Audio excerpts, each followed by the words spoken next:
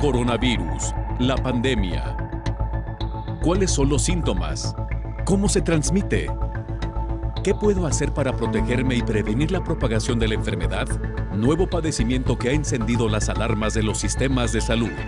Coronavirus, la pandemia. ¿Qué tal? ¿Cómo le va? Bienvenido a un programa más de Coronavirus, la pandemia. Le recordamos que esta es una producción de la Universidad de Guadalajara que se transmite desde el foro de Canal 44, La Señal de Todos, y que llega a México y al resto de América Latina gracias a la señal de las televisoras públicas que se suman a esta emisión. Saludamos también con el gusto de siempre a nuestra audiencia en Radio Universidad de Guadalajara y les invitamos para que se pongan en contacto con nosotros. Sus comentarios, sus opiniones, sus preguntas son bienvenidas en nuestras cuentas de Twitter y Facebook, en @Canal 44 TV o a través de WhatsApp en el 33 22 42 06 90. Hoy hablaremos de los efectos colaterales derivados de que los recursos y financiamientos se concentren en la pandemia de COVID-19. Un estudio realizado por la ONU asegura que las mujeres serán las más afectadas con la crisis de COVID-19, sobre todo con el aumento del desempleo, la pobreza y la violencia, fenómenos colaterales que se presentan ya en medio de esta pandemia de COVID-19. La Organización Panamericana de la Salud señala que la violencia intrafamiliar aumentó durante la pandemia en países de las Américas. También la Organización Panamericana de la Salud explica cómo se distribuirán las vacunas del mecanismo COVAX y tendremos reportes desde Panamá y Venezuela. Un programa muy completo que le invitamos para que se quede con nosotros a lo largo de la siguiente hora. Vamos con nuestro tema central. Nuestra compañera Rocío López Fonseca nos explica cómo la pandemia de COVID-19 ha traído no solamente el colapso de los sistemas de salud a nivel mundial, también el incremento en otros fenómenos sociales.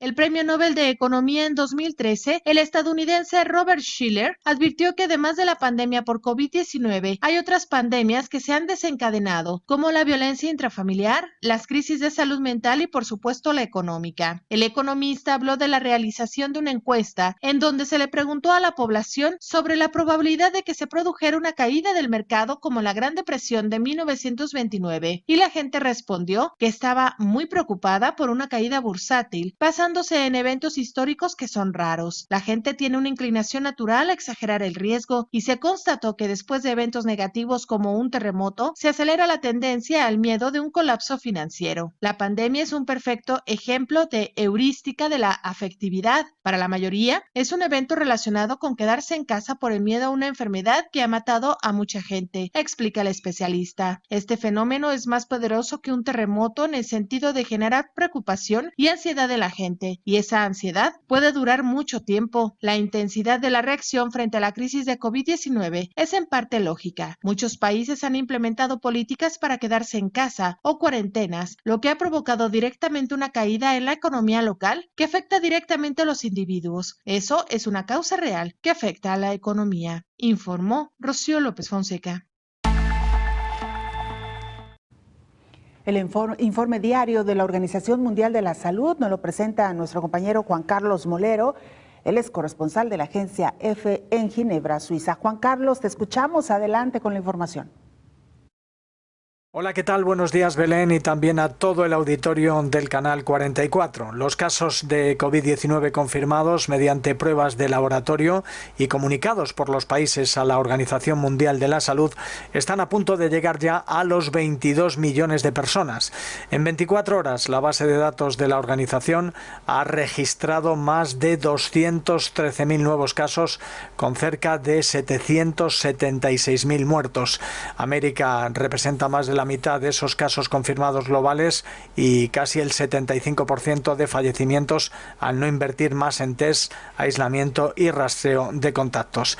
En Europa, España sigue siendo el país con mayor incidencia por el coronavirus por cada 100.000 habitantes en los últimos 14 días. El Ministerio de Sanidad contabilizó más de 3.700 casos en las últimas 24 horas y suma 131 muertes en la última semana. El líder de la oposición y del Partido Popular, Pablo Pablo Casado, constataba ayer esta situación. El virus no ha sido derrotado. Los rebrotes aumentan, los ingresados en los hospitales se incrementan y la cifra de fallecidos no deja de crecer. Vuelven a tropezar otra vez con la misma piedra y vuelven a rechazar nuestra mano tendida. España vuelve a ser el peor país en esta segunda oleada, según instituciones multilaterales, universidades y publicaciones científicas de máximo prestigio internacional.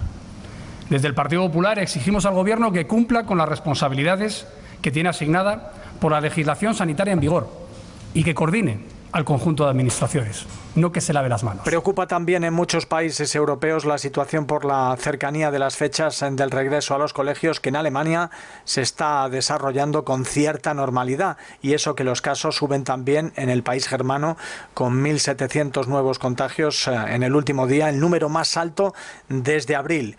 En Reino Unido ha habido 812 nuevos contagios y 16 fallecidos, y pese a ello el gobierno ha descartado el uso de las mascarillas en los centros de trabajo. Y en países que presentaban una buena situación en los primeros meses de la pandemia, también han empeorado las cifras. Por ejemplo, en Grecia, que registra en agosto más casos que en los meses de marzo y abril. Una situación que, según fuentes gubernamentales, no se debe al turismo y que preocupa a los epidemiólogos. También en Ucrania, que ha rebasado por primera vez los 2.000 contagios en un solo día. Reportó desde Europa Juan Carlos Molero para el programa Coronavirus, la pandemia. Y mira, en medio de esta situación recordaremos hace algunos días esta noticia que le dio la vuelta al mundo, y más que la noticia, las imágenes que fueron impactantes para muchos, la celebración de una mega fiesta tecno en un abarrotado parque acuático de Wuhan, en China, justo donde nació esta pandemia y que fue el epicentro de COVID-19 tras la difusión viral precisamente de este nuevo coronavirus. El espectáculo en el parque acuático ha sido defendido por autoridades chinas. Muestra que Wuhan ha obtenido una victoria estratégica en su lucha contra la epidemia, así lo dijo uno de los portavoces del Ministerio Chino de Relaciones Exteriores, Zhao Lijian.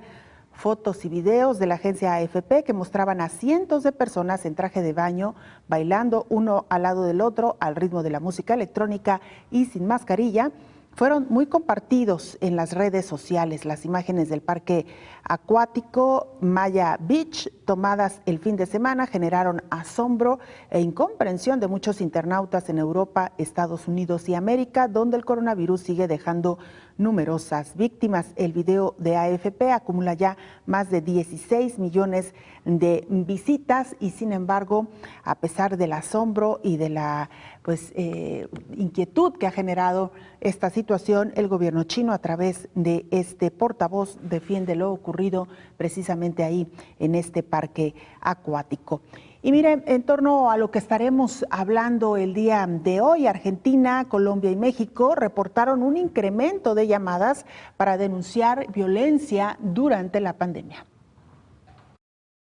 El hogar no es un lugar seguro para muchos. Durante la pandemia aumentaron los casos de violencia en países de las Américas, señaló Carissa Etienne, directora de la Organización Panamericana de la Salud. La pandemia de COVID-19 ha provocado una crisis de salud mental en la región a una escala nunca antes vista. Se trata de una tormenta perfecta en todos los países. Las necesidades son cada vez mayores, pero hay menos recursos para abordarlas, dijo. El coronavirus no solo está afectando la salud, sino también el bienestar porque las personas han sentido miedo a la infección o ansiedad si están enfermas, dolor porque los seres queridos han sucumbido al virus, incertidumbre sobre el futuro, ya que el trabajo y la vida como se conocía se ven amenazados, agobio por las noticias y la falta de información y soledad o aislamiento tras semanas o incluso meses de distanciamiento social. Las encuestas de 3 países más afectados por la COVID-19, Estados Unidos, Brasil y México, muestran que aproximadamente la mitad de los adultos están estresados por la pandemia. Datos preliminares indican que muchos están recurriendo a las drogas y el alcohol para hacer frente a la situación, lo que puede exacerbar los problemas de salud mental y hacer que las personas sean más propensas a tenerlos.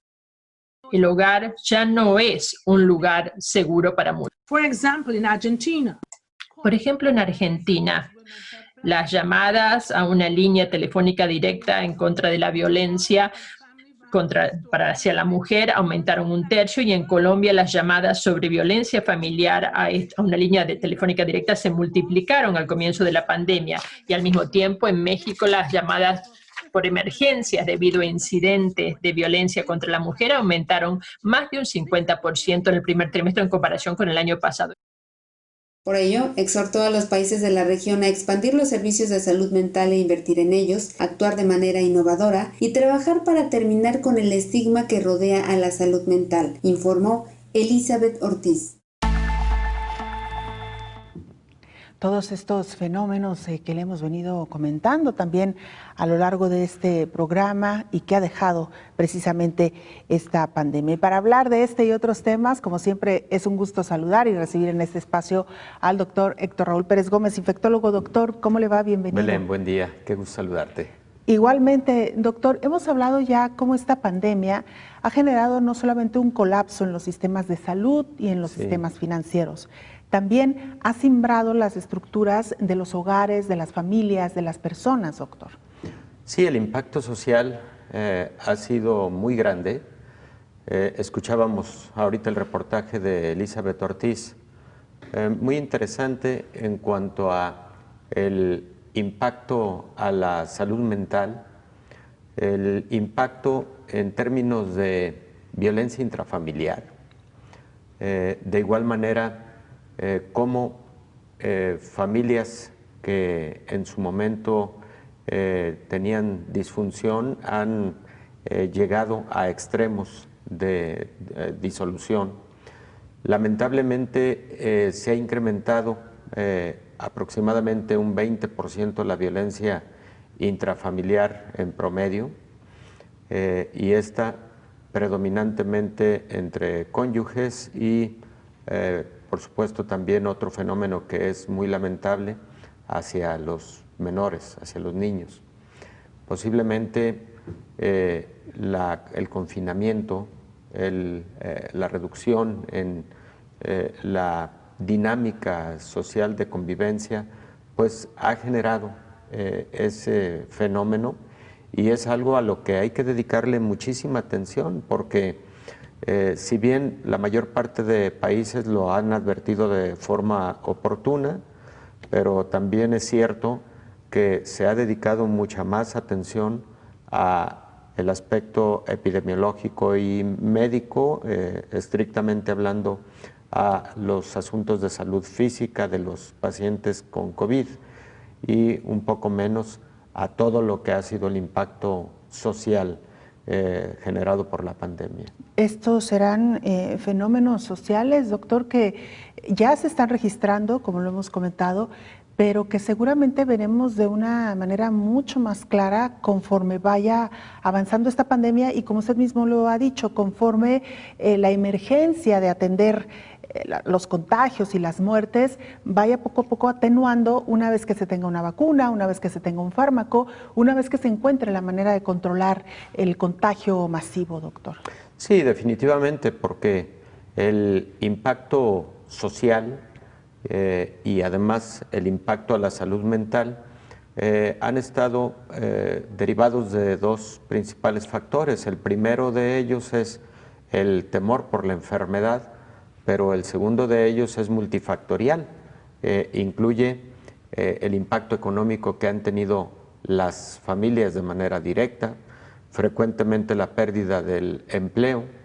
En el caso de los pequeños, hay casuísticas, sobre todo de los primeros meses en algunos países asiáticos, que demostraron 30% de depresión en los niños. Y esto principalmente fue publicado en China durante los primeros 2 meses de la pandemia.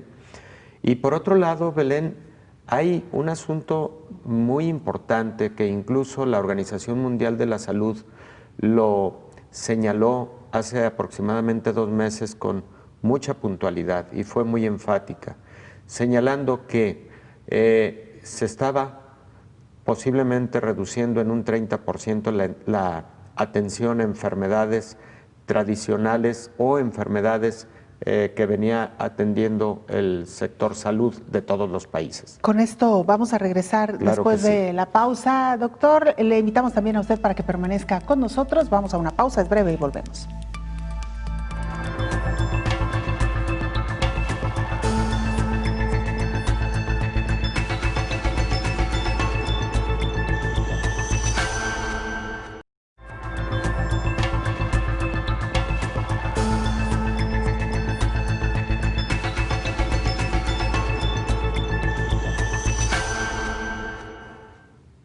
Y como en muchos otros fenómenos, esta pandemia de COVID-19 afectará principalmente al grupo social de las mujeres, según han dicho la Comisión Económica para América Latina y el Caribe, la CEPAL, y la entidad de las Naciones Unidas para la Igualdad de Género y el Empoderamiento de las Mujeres de la ONU.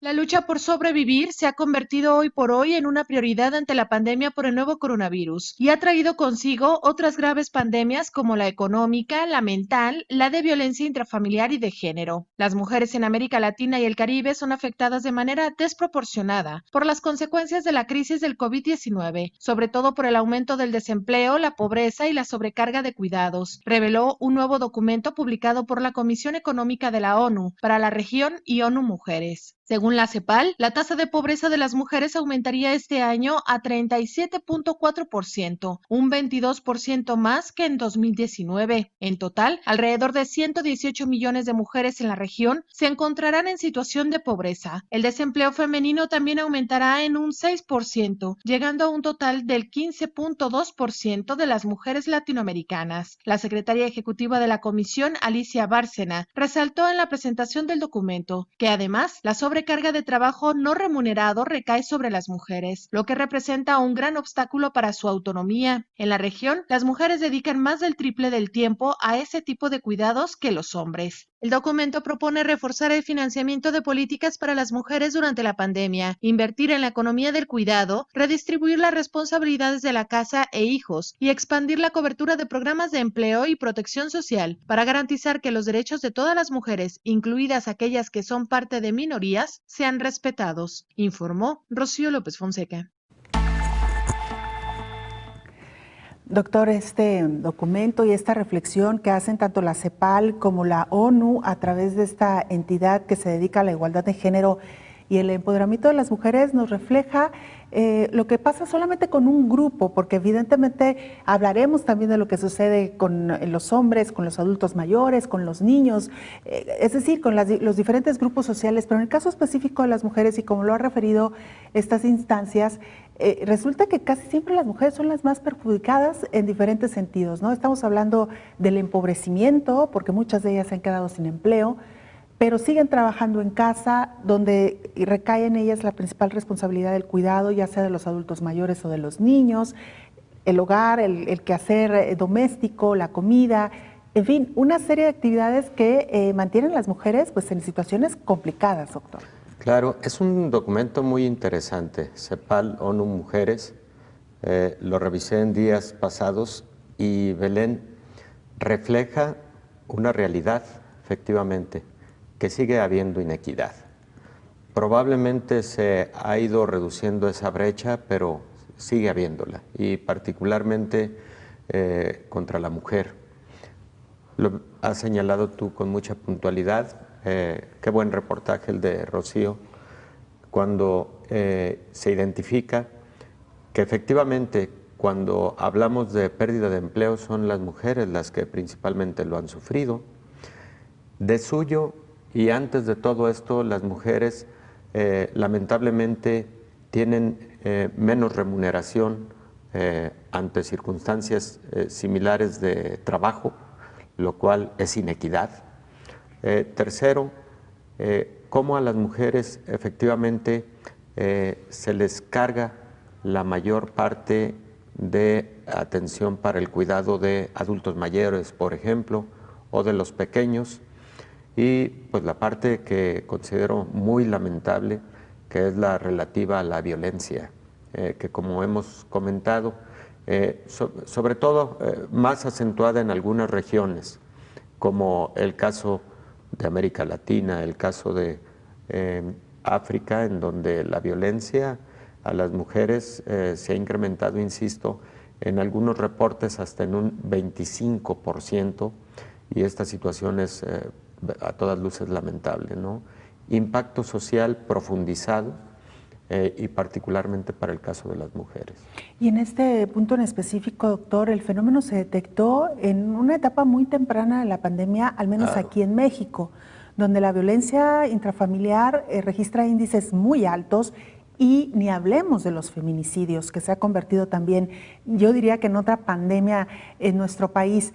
Esto se detectó afortunadamente de manera temprana porque comenzaron precisamente a registrarse estas llamadas de auxilio de mujeres que prácticamente quedaban confinadas en su hogar, ahora sí que viviendo con el enemigo. Las personas que las maltratan, las personas que las golpean, pues prácticamente se vieron condenadas a vivir 24/7 con estos personajes, doctor. Efectivamente, y el confinamiento agudizó esa lamentable relación difícil que lleva la violencia contra las mujeres.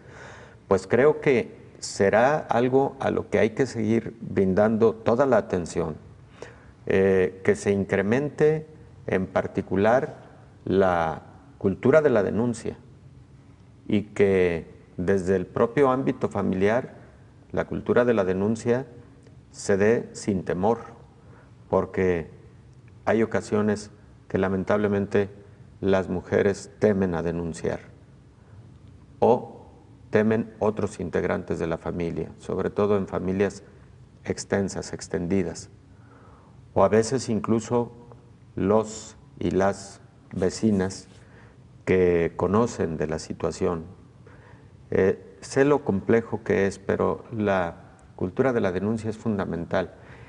Y por supuesto la procuración de justicia y adicional a lo anterior, pues la intervención en general de la justicia con propósitos de que eso no quede impune y que eso vaya modificando toda esa conducta anómala que existe en nuestra sociedad.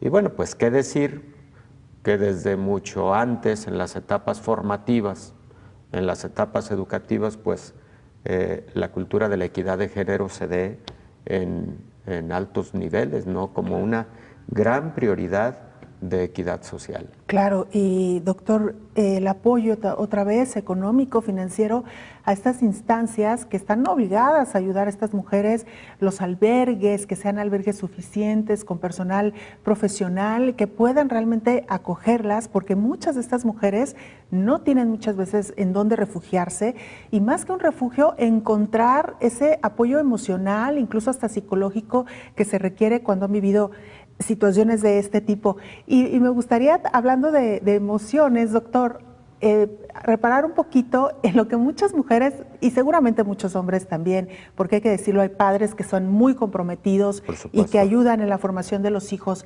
pero vaya que ha sido difícil esta pandemia, y quisiera ponerlo sobre la mesa un poquito a manera de solidaridad y de abrazo con todos quienes están pasando por esta situación. Mujeres que hoy, y hombres, que tienen que pasar 24 horas y 7 días a la semana con sus niños, y sobre todo los niños pequeñitos que demandan tanto de los padres. Sí. Hombres y mujeres que se han quedado en el hogar y que han tenido que atender, además de sus labores que les remuneran, digamos, el caso del trabajo, pues atender las necesidades de estos niños, y además tener que resolver el tema de la escuela a distancia. Claro. Es decir, que esto ha provocado ya en poco tiempo, doctor, estamos hablando de poco más de 5 meses, una fatiga emocional de los padres y de las madres. No es fácil criar un niño, para quienes tenemos niños pequeños lo sabemos, o quienes han pasado por esta etapa, y sí es agotador tener que vivir o tener que estar al 100% del tiempo en atención a estos niños. Algunas personas han reflexionado y dicen, ¿cómo hacían las mujeres de antes? Que criaban no uno, muchos niños.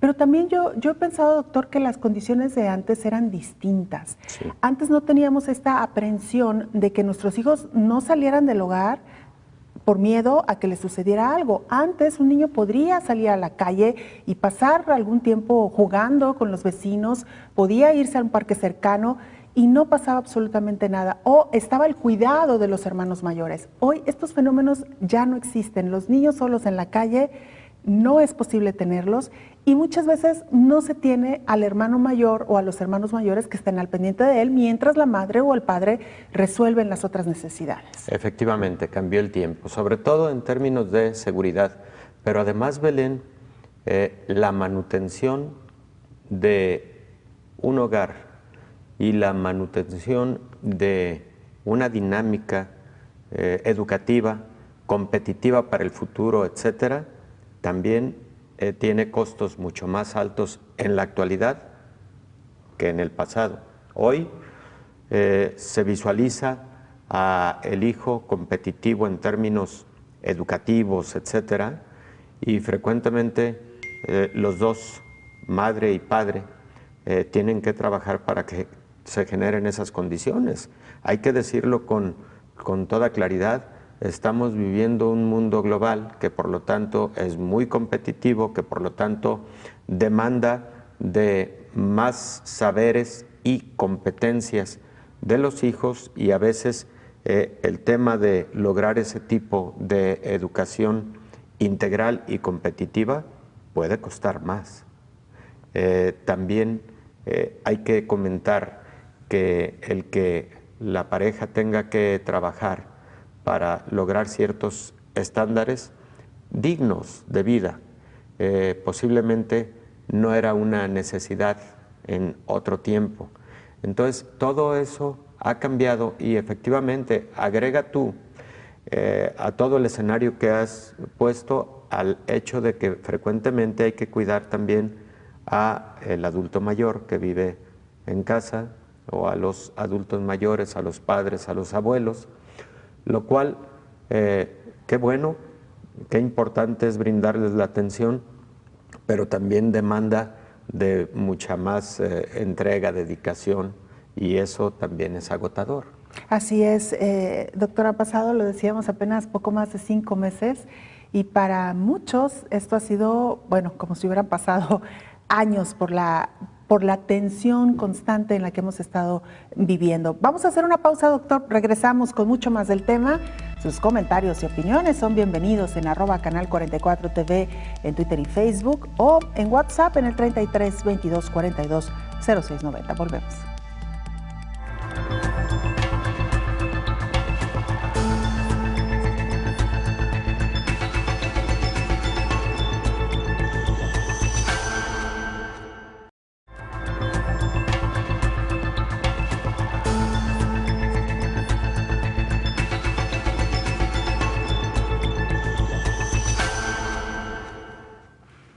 La Organización Panamericana de la Salud explica cómo se distribuirán las vacunas del mecanismo COVAX.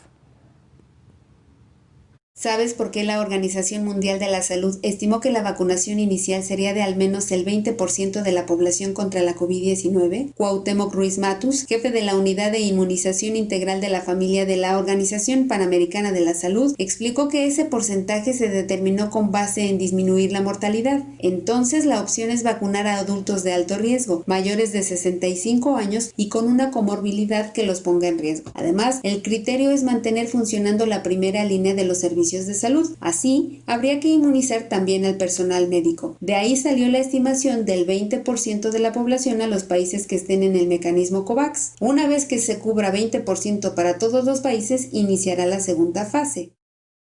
No quiere decir que si la vacuna que es asignada a Panamá o a Costa Rica o a México o a Ecuador tiene que ser necesariamente usada en trabajadores de la salud y la atención de salud o en adultos de alto riesgo. Esos fueron los criterios para establecer este nivel de vacunas que deben ser dados a través del mecanismo COVAX. Los criterios para usar la vacuna se basarán en la recomendación de la OMS, grupos de asesores de expertos de inmunización y los comités nacionales determinarán qué población sería prioritaria. Por ejemplo, en países del Caribe su foco principal son los empleados del turismo, así que cada país decidirá de acuerdo a sus condiciones epidemiológicas. Varios de ustedes pueden decir, oye, y va a haber dosis suficientes para que todos los países que están en el mecanismo reciban el 20% del total de dosis que requieren para cubrir a ese porcentaje de su población? La respuesta es no, no va a haber esa cantidad de vacunas de golpe. Pero lo que el mecanismo ha establecido es que de acuerdo a cómo van llegando, todos los países van a ir recibiendo una cantidad similar. No quiere decir que si llega una cantidad, se le da todo a un país y a los demás se les deja olvidados. Sin embargo, hay que tomar en cuenta que habrá vacunas que funcionen mejor en jóvenes que en adultos mayores, otras en niños. Hay algunas que no se podrán usar en embarazadas. El desarrollo de vacunas sucedió con una velocidad extraordinaria y se debe que el genoma se hizo público prácticamente días después del brote, informó Elizabeth Ortiz. Muchas gracias, Elizabeth Ortiz, por esta información. Vamos ahora a Panamá. Gabriela Moreno, periodista de SER TV Panamá, nos presenta el siguiente reporte. Te escuchamos, Gabriela, adelante con la información. Saludos desde el Sistema Estatal de Radio y Televisión de Panamá. Soy Gabriela Moreno para el programa Coronavirus, la pandemia en México. Esta semana Panamá anunció medidas de apertura para algunas actividades económicas como parte de un plan de reactivación que busca retornar a una nueva normalidad a raíz de la pandemia y tras 5 meses de confinamiento. Para este martes 18 de agosto, el Ministerio de Salud informó de 598 casos positivos nuevos de un total de 2.704 pruebas realizadas para un acumulado de 823.790 casos desde el primer caso en el país. Para esta misma fecha se registraron 21 muertes por COVID-19 que hasta la fecha totalizan unas 1.804 acumuladas y una letalidad de 2.2%. Para este 18 de agosto en Panamá se contabilizaron 57.191 pacientes recuperados, mientras que los casos activos suman 23.790. En aislamiento domiciliario se reportan 22.154 personas, de las cuales 21.000 se encontraban en casa y otros 529 en hoteles hospitales. Los hospitalizados suman 1.636 y de ellos 1.483 se encuentran en sala y 153 en unidad de cuidados intensivos. El Gobierno Nacional ha hecho un importante llamado a la ciudadanía para mantener el uso de mascarillas y el distanciamiento físico, tanto en los lugares de trabajo como en el transporte público, para evitar un rebrote del COVID-19 en Panamá. Saludos desde el Sistema Estatal de Radio y Televisión de Panamá para el programa Coronavirus, la pandemia en México. Muchas gracias, Gabriela. Gracias también, por supuesto, a todo el equipo de TV Panamá que hace posible que llegue este programa a este país. Por supuesto, queremos enviar un saludo y un abrazo a nuestros hermanos panameños. Regresamos a la charla con el infectólogo Héctor Raúl Pérez Gómez. Doctor, hablábamos ya del caso de los padres, de las mujeres, de cómo están atravesando esta pandemia COVID-19 más allá de la enfermedad. Y mencionaba usted al inicio un aspecto también fundamental, doctor, cómo los recursos económicos, humanos y de infraestructura en materia de salud se han tenido que estirar lo máximo posible para atender esta pandemia, lo cual ha implicado, valga la comparación y la expresión, pues jalar la cobija hacia la pandemia, descobijando otras áreas que también son prioritarias. Por supuesto, Belén, la Organización Mundial de la Salud alertó a los países a que no perdamos de vista las enfermedades, en particular crónico-degenerativas, no transmisibles, diabetes, hipertensión, cáncer, VIH, etcétera, en las que posiblemente se ha reducido hasta en un 30% la atención ideal, y la OMS alerta a que se les brinde todo el cuidado, porque de otra manera podemos tener luego una fase en donde estas enfermedades representen todo un problema a la salud pública. Por otro lado, hemos escuchado un par de reportajes que han señalado de parte de la Organización Mundial de la Salud y de la OPS una reducción hasta, de nuevo, de un 30% en la vacunación en el suministro de biológicos, vacunas de todo tipo, que ya tenemos dentro de los esquemas de vacunación a lo largo de los años, y que se ha reducido su administración por motivo de COVID-19. Entonces sí, COVID-19 pues ha sido una pandemia que ha demandado muchos recursos, ha demandado, como bien lo ha señalado, la reconversión hospitalaria, ha demandado también la necesidad de que personal de la salud dedicado a otras áreas tenga que apoyar a la atención de personas con COVID-19, y todo eso significa posiblemente algo de rezago a la atención de otras enfermedades, ¿no? Sobre todo de enfermedades crónicas. Esa misma situación puede ocurrir con respecto a los insumos para la atención. En algunos países se ha reportado una disminución en la cantidad de productos oncológicos para atención en general de patologías derivadas de cáncer, y por ese motivo pueden existir luego eventos colaterales de esta pandemia directamente al ámbito de la salud pública.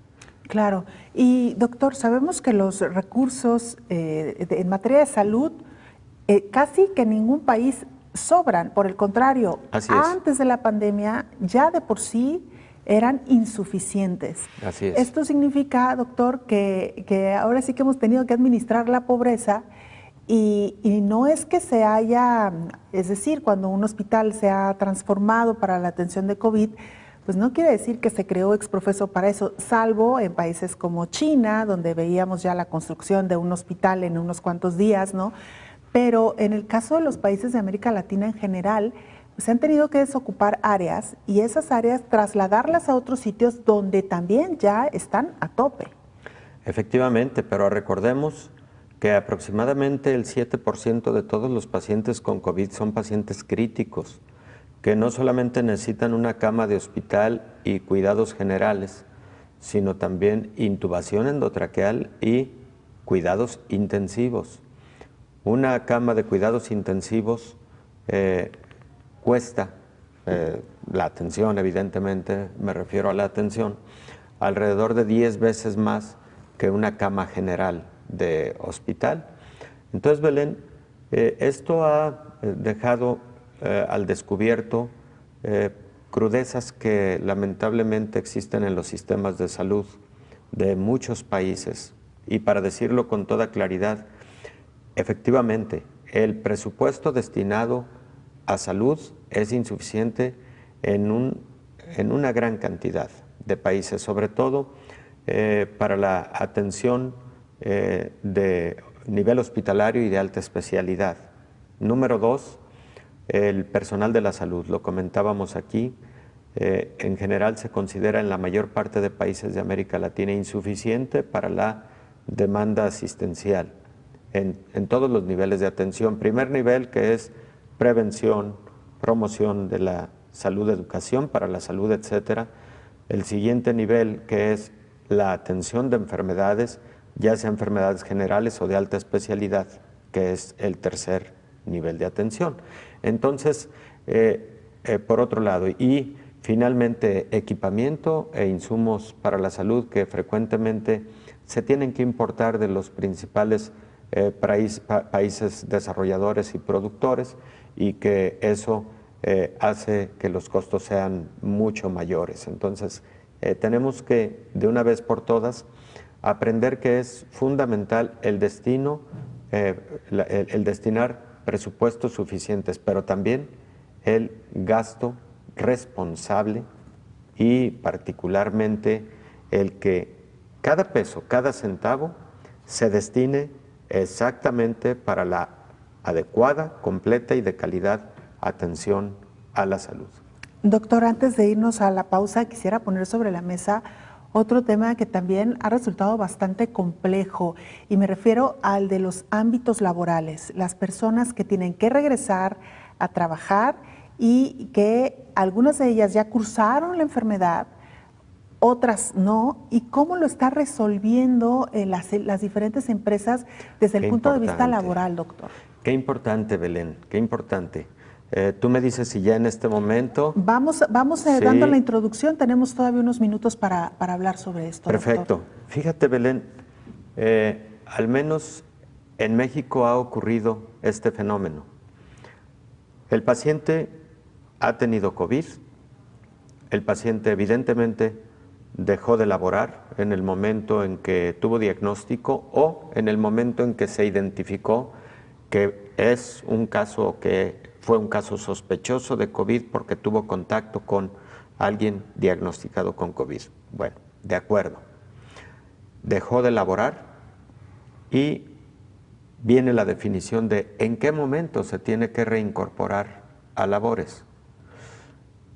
Ha existido a lo largo de estos 7 meses una revisión de las guías apropiadas para este propósito y al principio, por ejemplo, los Centros para Control de Enfermedades establecieron que una persona podía volver a actividades o incluso podía dejar el confinamiento en el momento en que tuviera una nueva prueba de PCR negativa y preferentemente 2 pruebas de PCR negativas, cada una con diferencia de 24 horas. Bueno, has de saber, los recursos requeridos para hacer otras 2 pruebas de PCR para tomar la definición del regreso a laborar.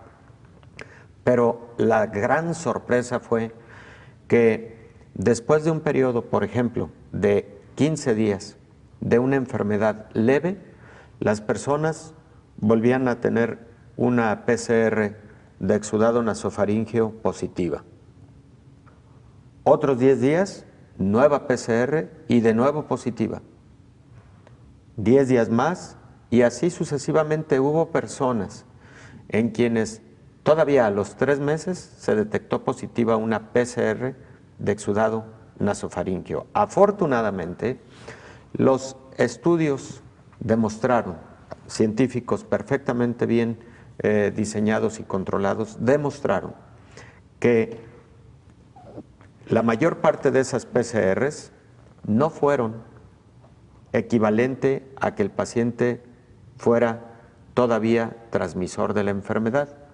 Y aterrizo diciendo lo siguiente: las nuevas guías de los Centros para Control de Enfermedades de Atlanta y que sí han adoptado diversos países sugieren lo siguiente: cuando una persona tiene enfermedad leve y se confinó en su casa, al haber cumplido 10 días de inicio de la sintomatología, pero que ya hayan transcurrido por lo menos 24 horas sin fiebre y sin otros síntomas de COVID, esa persona ya se puede reincorporar a labores de manera segura.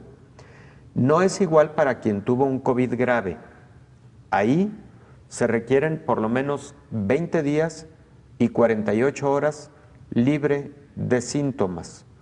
Y para quien fue asintomático, los 10 días se cuentan a partir de la fecha de la PCR positiva en exudado nasofaríngeo. Como fue un paciente asintomático, ahí no aplica lo de que hayan desaparecido los síntomas, lógico.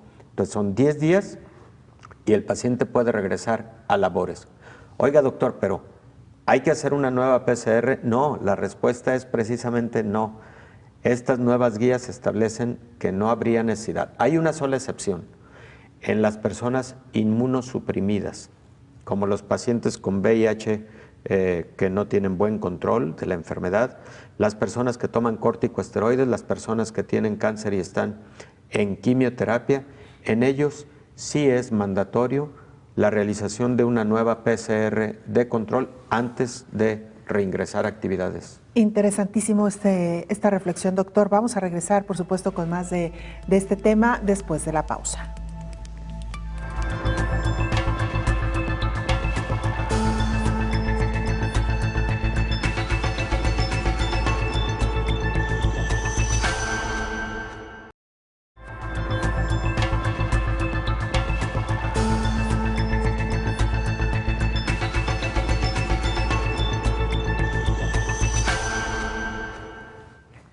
Las repercusiones que ha dejado la pandemia de COVID-19 han sido diversas, de acuerdo con una encuesta de la Organización Mundial de la Salud. En 355 países, incluyendo México, los servicios y tratamientos de enfermedades no transmisibles se han visto afectadas desde que comenzó la pandemia. Hay muchas personas que necesitan tratamiento contra enfermedades crónicas. Los efectos de la pandemia también han dejado al descubierto otros graves problemas de salud pública que existen en el mundo, además de las grandes deficiencias de los servicios de salud. Según varios gobiernos de América Latina, se han dejado de otorgar atenciones y seguimiento de enfermedades crónicas como la diabetes, obesidad, cáncer, cirugías programadas de colocación de prótesis, las consultas de dermatología, de rehabilitación, fueron postergadas. Entre muchas más, lamenta el director ejecutivo de la Asociación Mexicana de Industrias de Investigación Farmacéutica, Cristóbal Thompson. Un estudio que se hizo en más de 155 países y en muchos casos casi el 50% de las personas no están pudiendo seguir el tratamiento, sobre todo en lo que tenga que ver con infusiones en hospitales, y eso va a traer pacientes fuera de control, afectación al paciente, afectación a los familiares y afectación al sistema en general. Entonces es un gran problema global. Los daños colaterales en México han ido más allá. Por ejemplo, en el país se suspendieron por varios meses los trasplantes. Estos poco a poco se han ido reactivando, pero aún el programa no ha regresado al 100%, informó Rocío López Fonseca. Vamos ahora a Venezuela. Nuestra compañera Desiree Lozano Zorrilla, periodista de Páginas Digitales de Caracas, nos presenta el informe de lo que ocurre precisamente ahí en este país. Desiree, te escuchamos. Adelante con el reporte. Buenos días, Belén. Un saludo para ti y para todo el auditorio del Canal 44. Este es mi reporte para el programa Coronavirus, la pandemia desde Caracas, Venezuela. Al día de hoy, 20 de agosto, Venezuela reporta más de 300 muertes por COVID-19 y ya cuenta con más de 36.000 casos confirmados según el gobierno local. La vicepresidenta ejecutiva Delcy Rodríguez informó que en las últimas 24 horas fueron detectados 1.161 nuevos casos. El gobierno de Maduro ha indicado que Caracas se mantiene como el epicentro de la pandemia del país. Del total de casos confirmados al momento, 11.149 se reportan como activos y el porcentaje de recuperados ronda los 69%, lo que significaría que 25.416 venezolanos aproximadamente habrían superado la enfermedad. La alta funcionaria también recordó que prosigue la cuarentena radical en el país, para lo cual se requiere disciplina con el fin de evitar más muertes en Venezuela. Rodríguez envió un mensaje a la ciudadanía en el que hizo énfasis sobre la necesidad de la colaboración de los ciudadanos para usar tapaboca, cumplir con el distanciamiento social y evitar las concentraciones de personas. Se estima que durante esta semana el confinamiento será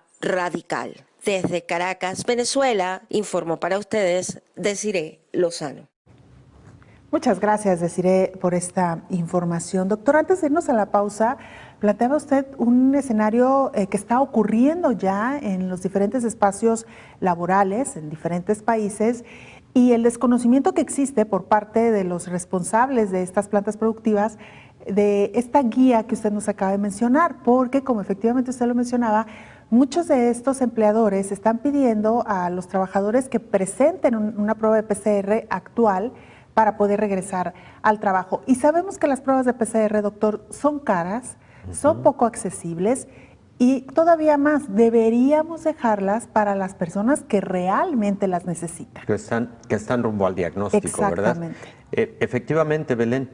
Sin embargo, también recordemos que estos protocolos, por ejemplo, para la reapertura económica, habitualmente son dictados desde la autoridad. Entonces, de igual manera, ante un nuevo escenario, ante nuevos protocolos internacionales, de igual forma conviene que la autoridad le diga a los empleadores, mira, esto ha cambiado, las personas que tuvieron COVID y que tuvieron una forma leve de la enfermedad, habiendo transcurrido 10 días, pero estar libres de síntomas, 24 horas, completamente libres de síntomas 24 horas, se pueden reincorporar a labores. Incluso autoridades sanitarias o instituciones sanitarias, por ejemplo, para el caso de México, el Instituto Mexicano del Seguro Social tiene estas guías ya perfectamente implementadas y frecuentemente les da ya el pase autorización para su reincorporación laboral. Pero yo en lo particular me he encontrado con escenarios en donde las personas regresan y me dicen, es que el Seguro Social me dijo que ya podía tener reincorporación laboral, pero en la empresa me dicen que no, hasta que tenga una prueba negativa de PCR en el exudado nasofaríngeo, ¿no? Entonces, conviene ahí una adecuada conciliación entre la disposición de la autoridad sanitaria y entre el sector económico productivo, particularmente los empleadores, porque si estamos hablando de un sufrimiento de la economía, hombre, pues ahí hay una veta de oportunidad para que los trabajadores se reincorporen más pronto y de esa manera se vaya regularizando poco a poco la economía, ¿no? Claro, doctor, porque partimos además, o más bien estas guías parten de lo que ha sido el estudio científico de la enfermedad. Supuesto. Y cuando una persona deja de representar un riesgo en materia de contagio, ¿no, doctor? Sí, mira, por eso comentaba, por ejemplo, que no es lo mismo el paciente asintomático y con síntomas leves que el paciente grave. En el paciente que estuvo en un hospital, ahí no son 10 días a partir del inicio de la sintomatología. Ahí lo que se sugiere es que sean 20 días para mayor seguridad del inicio de la sintomatología. ¿Por qué motivo? Porque se ha estudiado que los pacientes que tienen enfermedad con mayor gravedad pueden tener todavía partículas virales infectantes durante un periodo más largo de tiempo, comparado con los asintomáticos o quienes fueron con síntomas leves. Por ese motivo son 20 días para el caso de los graves. Pero, por ejemplo, también hablaba de una excepción, los pacientes inmunosuprimidos. Los pacientes inmunosuprimidos, en general, estas guías establecen que sí se requiere de una nueva PCR al final para la definición de reincorporación o de desconfinamiento. ¿Por qué motivo? Porque también se ha visto que pacientes inmunosuprimidos pueden tener viabilidad del virus durante un periodo más largo de tiempo, ¿no?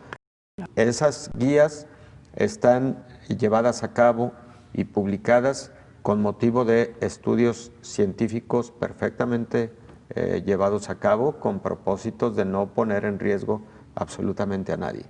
Parte de lo que nos ha dejado esta pandemia, doctor, las enseñanzas en los diferentes ámbitos y, por supuesto, una situación para la que la humanidad no estaba preparada, hemos tenido que aprender en el camino, nos ha dejado al descubierto también cuáles han sido nuestras carencias, no solamente materiales, sino también como humanos. En fin, mucho que hemos aprendido en poco tiempo. Doctor, como siempre, un gusto charlar con usted. Igualmente, Belén, muchísimas gracias. Y esas guías, por ejemplo, se pueden encontrar, y la actualización más reciente es 20 de julio, Centro para Control de Enfermedades, CDC, y están en diversos idiomas. Ahí está para la consulta, doctor. Muchas gracias. Gracias, Belén. Antes de despedirnos, Argentina lanza una mascarilla antiviral y antibacteriana para uso social. Un grupo de científicos argentinos presenta una novedosa mascarilla llamada de uso social, caracterizada por su fácil acceso al público y la capacidad antiviral y bactericida contra la COVID-19, como lo explica Roberto Salvarezza, ministro de Ciencia y Tecnología. No es para profesionales, fue pensado así, para tener amplia disponibilidad, para hacerse en distintas empresas. Iones de cobre y nanopartículas de plata son los materiales clave para la efectividad de esta mascarilla, según comenta Roberto Candal, investigador principal del CONICET. Esta combinación más la incorporación de un impermeabilizante disminuye la posibilidad de que las microgotas que transmiten los virus puedan atravesar la tela, generando así una barrera efectiva. Sin embargo, Silvia Goyanes, también investigadora del ministerio, enfatiza en que el cubrebocas disminuye las probabilidades de contagio del virus, mas no hace infalible a quien lo use. Hay frases en internet que dicen anti-COVID. No uno no puede garantizar que con esto no se va a enfermar. Hay que mantener la distancia social, hay que lavarse las manos. Lo que cambia es la probabilidad. Sus fabricantes comentan que se puede lavar hasta 15 veces y recomiendan no usarlo por más de 6 horas seguidas. Su costo está sobre los $3. De esta manera nos despedimos. Muchas gracias por habernos acompañado. Le invitamos para que nos sintonice en la siguiente emisión de Coronavirus, la pandemia. Hasta entonces. Coronavirus, la pandemia.